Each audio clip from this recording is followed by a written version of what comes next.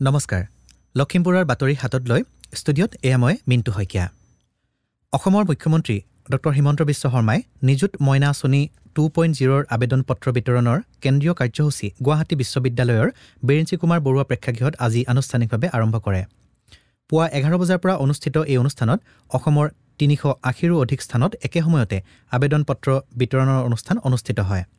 লখিমপুৰ জিলাখনৰো লখিমপুৰ বিহপুৰীয়া নাওবৈচা ৰঙানদী আৰু ঢকুৱাখনা সমষ্টিৰ উচ্চতৰ মাধ্যমিক স্নাতক আৰু স্নাতকোত্তৰ পাঠ্যক্ৰমত অধ্যয়নৰত ছাত্ৰীসকলক আনুষ্ঠানিকভাৱে আবেদন পত্ৰ বিতৰণ কৰা হয় এই আঁচনিৰ জৰিয়তে বিহপুৰীয়া সমষ্টিৰ 4985 ঢকুৱাখনা সমষ্টিৰ 3778 লখিমপুৰ সমষ্টিৰ 5278 নাওবৈচা সমষ্টিৰ 1719 আৰু ৰঙানদী সমষ্টিৰ 2526 গৰাকী ছাত্ৰী সামৰি জিলাখনৰ সৰ্বমুঠ 17686 গৰাকী ছাত্ৰী উপকৃত হ'ব বুলি জানিব পৰা গৈছে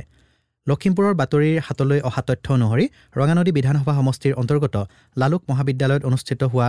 পত্ৰ বিতৰণৰ আজিৰ কাৰ্যসূচীত সমষ্টিটোৰ যুৱ নেতা ঋষিৰাজ হাজৰিকাই অংশগ্ৰহণ কৰে ইপিনে নৰ্থ লখিমপুৰ বিশ্ববিদ্যালয়ত আজি আয়োজিত একে অনুষ্ঠানত জিলা আয়ুক্ত প্ৰণৱজিৎ কাকতি আৰু বিধায়ক মানৱ ডেকাই অংশগ্ৰহণ কৰে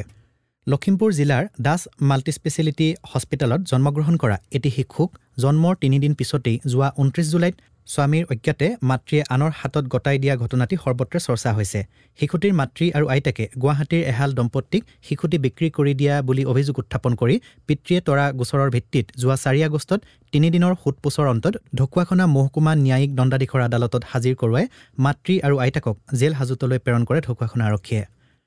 শ্ৰী শ্ৰী মাধৱদেৱ কলাক্ষেত্ৰ আৰু দেউৰী স্বায়ত্তশাসিত পৰিষদৰ উদ্যোগত নাৰায়ণপুৰৰ বৰদেউৰী গাঁৱত আয়োজিত অংকীয়া নাট বৰগীত আৰু সত্ৰীয়া নৃত্যৰ প্ৰশিক্ষণ কৰ্মশালাৰ যোৱা 3 আগষ্টত সামৰণি পৰে সামৰণি অনুষ্ঠানৰ লগত সংগতি ৰাখি নিশালৈ প্ৰশিক্ষাৰ্থীসকলে অংকীয়া নাট ৰাম বিজয় প্ৰদৰ্শন কৰে লখিমপুৰৰ বাতৰিৰ জৰিয়তে ইতিমধ্যে নাৰায়ণপুৰস্থিত শ্ৰী শ্ৰী মাধৱদেৱ কলাক্ষেত্ৰৰ উদ্যোগত বিহপুৰীয়া বিধানসভা সমষ্টিৰ জনগোষ্ঠীয় অঞ্চলত সত্ৰীয়া সংস্কৃতিৰ প্ৰচাৰ আৰু প্ৰসাৰৰ লক্ষ্যৰে এলানি প্ৰশিক্ষণ কৰ্মশালা অনুষ্ঠিত হোৱাৰ প্ৰসংগ উল্লেখ কৰি সবিস্তাৰে বাতৰি পৰিৱেশন হৈছে প্ৰথম পৰ্যায়ত অনুষ্ঠিত হোৱা এই কৰ্মশালাত মিচিং দেউৰী বড়ো আৰু গোৰ্খা জনগোষ্ঠীৰ শতাধিক প্ৰশিক্ষাৰ্থীয়ে অংশগ্ৰহণ কৰিছে জানিব পৰা মতে অন্যান্য 3টা স্থানত ক্ৰমে শিমলুগুৰিত 31 আগষ্ট সামগুৰিত 10 আগষ্ট আৰু সাঙিনী সত্ৰত 24 আৰু 25 আগষ্টত কৰ্মশালাৰ সামৰণি অনুষ্ঠান সম্পন্ন হ'ব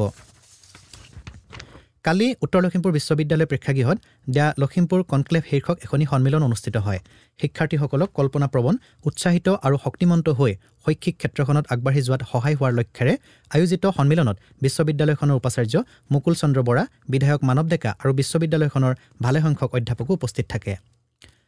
লখিমপুৰ জিলাৰ অন্তৰ্গত বিহপুৰীয়াৰ শিশুসকলৰ প্ৰতিভা বিকাশৰ অন্যতম অনুষ্ঠান মৌচাকৰ 40 সংখ্যক বাৰ্ষিক অধিৱেশনখনি অলপতে অনুষ্ঠিত হৈ যায় অসম দায়িত্ব সন্মিলনৰ বিহপুৰীয়া শাখাৰ সহযোগত আয়োজিত অধিৱেশনৰ দুয়োটা দিনত সাহিত্য আৰু সংগীতৰ বিভিন্ন প্ৰতিযোগিতা অনুষ্ঠিত হোৱাৰ লগতে বঁটা বিতৰণী সভাও অনুষ্ঠিত হয় ইপিনে বিহপুৰীয়াৰ সমীপৰ ৰাজবাৰীত যোৱা 3 আগষ্টৰ সন্ধিয়া গীতে মাতে কবিতাৰ এসন্ধ্যা শীৰ্ষক এটি মননশীল অনুষ্ঠান সম্পন্ন হোৱাৰ বাতৰি পোৱা গৈছে সদৌ অসম কবি সন্মিলনৰ অন্তৰ্গত বিহপুৰীয়া শাখা কবি সন্মিলনৰ উদ্যোগত আয়োজিত অনুষ্ঠানটি সঞ্চালনা কৰে প্ৰফুল্ল ভাগৱতীয়ে শাখাৰ সম্পাদক কৃষ্ণৰাম বৰাই লখিমপুৰৰ বাতৰিক জানিবলৈ দিয়া মতে পৰৱৰ্তী গীতে মাতে কবিতাৰ এসন্ধ্যা অনুষ্ঠানটি কাইলৈ পপি ভূঞাৰ বাসগৃহত অনুষ্ঠিত হ'ব লখিমপুৰ জিলাৰ পহুমৰা মাজগাঁও উচ্চ মাধ্যমিক বিদ্যালয় প্ৰেক্ষাগৃহত যোৱা 3 আগষ্টত ভাওনা সমাৰোহ আয়োজন সন্দৰ্ভত এখনি সভা অনুষ্ঠিত হৈ যায় উদযাপন সমিতিৰ সভাপতি উপেন শইকীয়াই সভাপতিত্ব কৰা সভাত 2026 চনৰ 3 জানুৱাৰীৰ পৰা 8 জানুৱাৰীলৈকে 6 দিনীয়া কাৰ্যসূচীৰে ভাওনা সমাৰোহ আয়োজন কৰাৰ সিদ্ধান্ত গ্ৰহণ কৰা হয় আজি বগীনদী থানাৰ অন্তৰ্গত গাঁওৰক্ষী বাহিনীসমূহক বগীনদী থানাৰ ভাৰপ্ৰাপ্ত আৰক্ষী বিষয়া দান্তেজিৎ দেউৰীয়ে বিতৰণ কৰে টৰ্চলাইট অহা 15 আগষ্টলৈকে পহৰাৰ ক্ষেত্ৰত সুবিধা হোৱাকৈ এই টৰ্চলাইটসমূহ বিতৰণ কৰাৰ লগতে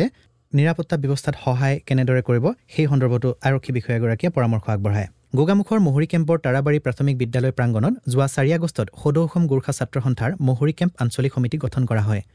গোৰ্খা জনগোষ্ঠীৰ লোকসকলে বিভিন্ন সময়ত মুখামুখি হোৱা ভূমি সমস্যাৰ লগতে অন্যান্য কেতবোৰ সমস্যা সমাধানৰ ক্ষেত্ৰত নকৈ গঠিত আঞ্চলিক সমিতিখনে গুৰুত্বপূৰ্ণ ভূমিকা গ্ৰহণ কৰিব বুলি আশা প্ৰকাশ কৰিছে জনগোষ্ঠীটোৰ স্থানীয় লোকসকলে নাৰায়ণপুৰ আৰক্ষী চকীৰ অন্তৰ্গত পিছলাপাৰাত ঋতুৰাজ তামুলী নামৰ এগৰাকী নৱম শ্ৰেণীৰ ছাত্ৰই আত্মহত্যা কৰা ঘটনাৰ বাতৰি পোৱা গৈছে